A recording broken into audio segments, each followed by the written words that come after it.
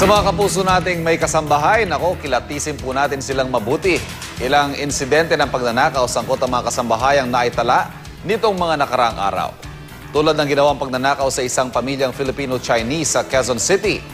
Nahuli kam ang kanilang kasambahay habang nililimas ito ang mga gamit na tinatayang aabot sa halos 1 milyong pisong halaga.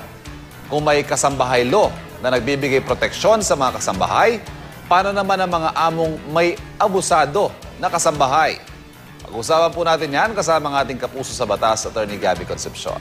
Attorney, good morning.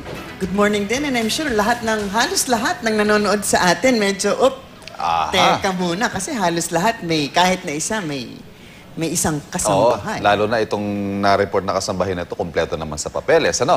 Ay, oo nga. Attorney, hindi naman natin nilalahat, pero may ilan Of talagang course. kasambahay na nasasangkot sa krimen. Ano ba yung mga maisasampang reklamo sa kanila?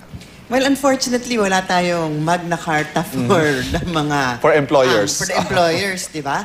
So, sangkot nga ang ilan sa kanila sa pagnanakaw at ilan pa, nananakit pa ng alagang bata. Pero yung pagnanakaw, miski na sa yung pag-hurt ng kanilang mga alaga, ang tanging masasanggunian lamang natin sa ngayon ay yung ating revised penal code na take note, 1930 pa po yung batas na yan. So, medyo outdated ng konti. At noon pa man, kinikilala na ng batas ang trust and confidence natin sa ating mga kasambahay.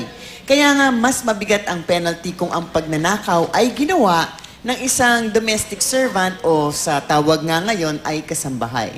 So ang tawag po dito ay qualified theft. Hindi lamang theft, qualified dahil kung ang nagnakaw nga ay isang kasambahay natin, mas mabigat ang penalty by 2 degrees. So ang dagdag na parusa dahil dinadagdagan ng parusa dahil nga may pang-aabuso ng trust and confidence na binibigay natin dun sa pinapapasok natin sa loob ng mga bahay natin na ibang tao. So, hindi talaga biro-biro yan. So, halimbawa, kung ang ninakaw po ay worth 12,000 pesos, kung ibang tao ang nagnakaw nito, ang penalty maybe a minimum of 2 years, 4 months and 1 day, hanggang maximum ng 6 years. Pero kung kasambahay ang nagnakaw, tataas ka agad ng penalty na pareho lamang ang ninakaw, pero ang minimum 4 years, 2 months hanggang 8 taon.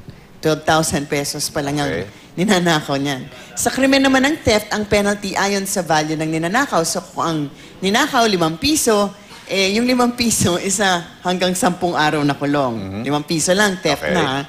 So dapat talaga makinig. So hanggang 20 years ang posibleng kulong sa theft. Kasi nga, depende sa value. Kasi after a certain amount, 1 year for every 10,000 pesos na ninakaw. So kung milyon-milyon, talagang halos panghaba ang buhay na.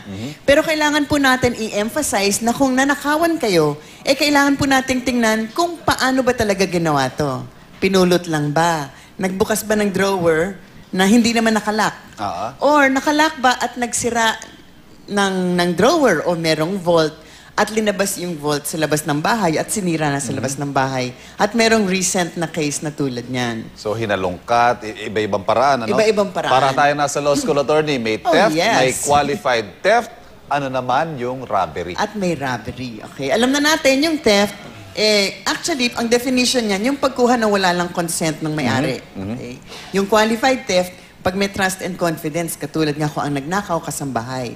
So, kung pinulot lang sa table ni kasambahay o binuksan nga ng drawer na walang lock, qualified theft. Okay. Pero kung dinistrong ka ang lock, sinira ito, o kinuha ang vault at binuksan ang vault sa labas ng bahay, o kaya yung entrance sa master's bedroom, nakalock at sinira din para makapasok, hindi na po qualified theft, nagiging robbery na. Kasi ang robbery ay pagnanakaw na ginagamitan ng puwersa o violence upon things. So kung sinira nga ang lock or ang drawer, robbery na to at mas mataas talaga ang penalty. Actually, kung armado pa yung pumasok sa loob ng bahay, mas mahaba at ang ninakaw ay more than 250 pesos. 250. Kasi nga, 1930 pa itong batas na to. 80 years na itong batas na to. Ang parusa, reclusion temporal or 12 years and 1 day to 20 years na pagkakakulong kahit na 250 pesos lang ang kinuha. Kung hindi armado at more than 250 pesos, bababa ang penalty, ang maximum, 12 years na lang pag robbery. So, malaking tulong talaga ang mga kasambahay natin, di ba? Angel sila Siguro lalo na sa mga kababaihan, hindi naman madaling umalis ng bahay, magtrabaho, magkaroon ng career, kung walang naiiwan sa bahay. Pero hindi lahat ng naiiwan sa bahay angel, di ba? Kung Oo. minsan talaga, meron talagang pailan-ilan na hindi masyadong angel ang dating sa buhay. Nako, class, that is our lesson for today. Hindi lang ho simpleng pagnanakaw yan dahil may iba-ibang antas ng parusa at multa itong depende sa halaga at paraan ng pagnanakaw. Maraming salamat sa leksyon ngayong Maraming umaga, salamat attorney. din. Si You're a attorney, good student. si attorney Gabby Concepcion.